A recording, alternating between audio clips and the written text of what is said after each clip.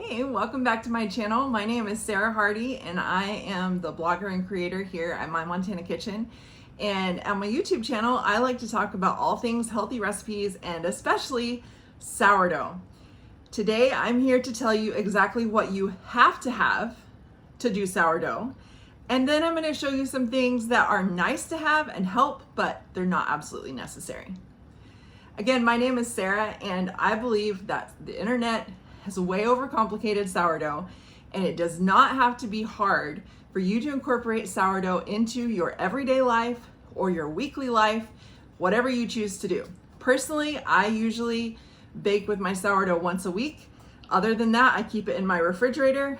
I never discard. I have a whole video on my zero discard starter method. You can check that out here. But today I'm going to talk about items that you have to make sourdough. Now, in this age where there are so many creators telling you what to do and you should do this and you shouldn't do this and you have to have this product because, you know, I'm an affiliate, I'm going to cut through all of that and just show you exactly what you have to have. Are you ready? You have to have, first of all, a sourdough starter. I mean, that's pretty obvious, right? A starter. It does not have to be in this beautiful jar. It could be in a pickle jar. It doesn't matter what it's in. But you have to have a starter and you have to have a bowl to mix it in. You want a decent sized bowl so that you can get your hands in there and work with it. And you need to have a kitchen scale. This scale came from Walmart, I think. It is not fancy at all. We have had it for years and years and years. We've replaced the batteries in the back a multitude of times. You can get scales at Walmart for $10 or $15, maybe even cheaper, I don't know. But a scale is important because you measure sourdough usually in grams and you want to be able to see exactly what you're doing.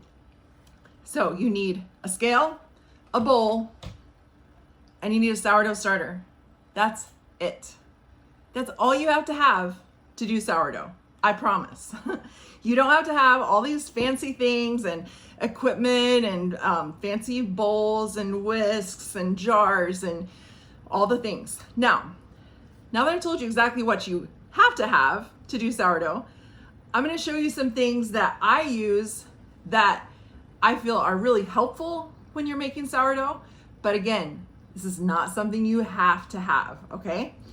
One of the things that I do love and I get asked about pretty often on my channel is these jars. These are called Weck tulip jars. There is a link to get them on Amazon below. They're the perfect size for sourdough starter. And they have a glass lid. This is what Alfred Humphrey is the name of my starter. This is what he lives in the refrigerator. And I have multiple of these jars. I think maybe 4. I got some more for Christmas. But I wasn't mad about it because I love them and I use them often. And it's very nice to have multiple of these. So again, this is called a Weck tulip jar.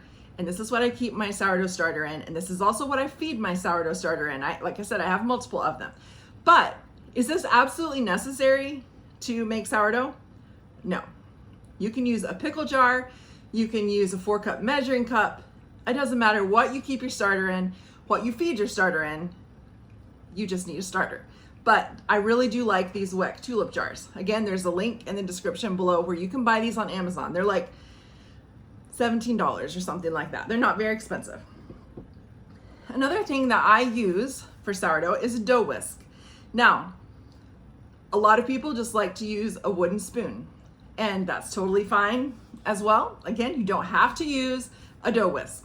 I have a short on my channel where I ask people, do you use a whisk or a wooden spoon? So if you'd like to vote in that, you can, wherever the link is here, you can go check that out and see what people say. But these are very inexpensive on Amazon as well. It's also linked below. Excuse me. And I use this when I'm mixing it up to get a nice shaggy dough.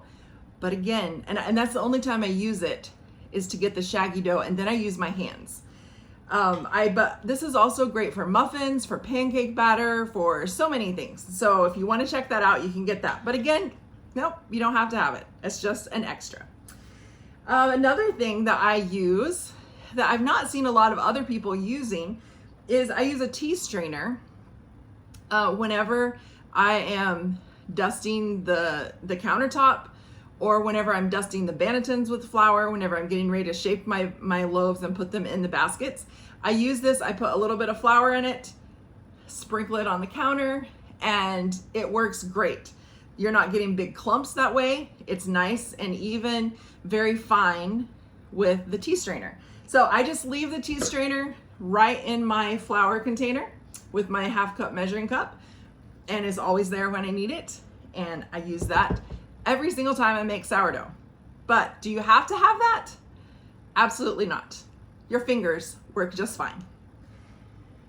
Another thing that I use every time I make sourdough is, number one, a bench scraper and a dough scraper. So these are both from Pampered Chef. I am also a Pampered Chef consultant. Remember when I told you about influencers who try to sell you things? Well, I am a Pampered Chef consultant, but I'm not trying to tell you have to buy these. I'm just showing them to you. A dough scraper, you can get a bench scraper. I mean, you can get anywhere. You can buy them at Walmart. I don't know. They're not very expensive. You can also buy them on Amazon. I'll link this set, which is Pampered Chef, in the comments below. But I use this for dividing my loaves when it's, just one big ball and I want to divide it into two. It's also great for cleanup on the counter. You can just scrape it across the counter. It works great. This is a dough scraper, and this little silicone edge right here just gets all around the bowl and gets all the little bits and pieces out. And so I always use this when I'm taking it out of my bowl. Again, do you have to have these to do sourdough? No, absolutely not. You don't have to have them. I just use them every time I do, and I like using them. Your hands work fine. You don't have to have all these fancy things. The last thing that I'm going to talk about today are the bannetons. Now, if you're new to sourdough, you might wonder, what in the world is a banneton? That is such a weird name. So bannetons are these baskets that have a cloth liner in them. You can take the cloth liner off and throw it in the washing machine. You can wash it and dry it, put it back on.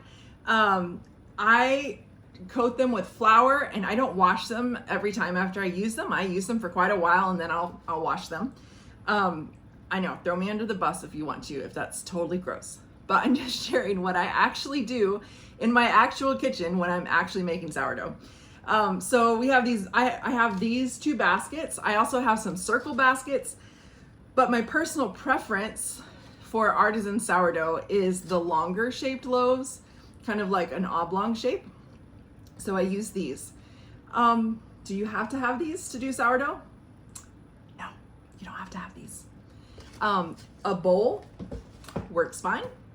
You just line it with a tea towel, dust it with flour, and you can use any bowl just like you would use a banneton. So nope, you don't even have to have that to do sourdough. So those are things that, again, I use all the time, but do you have to have those things? No. If you are letting the fear of all the things keep you from starting sourdough, this is your notice to let all of that go and realize all you have to have are a starter, a bowl, and a kitchen scale. That's all you have to have. So stop letting fear or overwhelm paralyze you and get started with sourdough, because once you do, you'll realize how easy it is. You'll realize how fun it is to give your sourdough things to other people. Your family will love you because your family will love sourdough.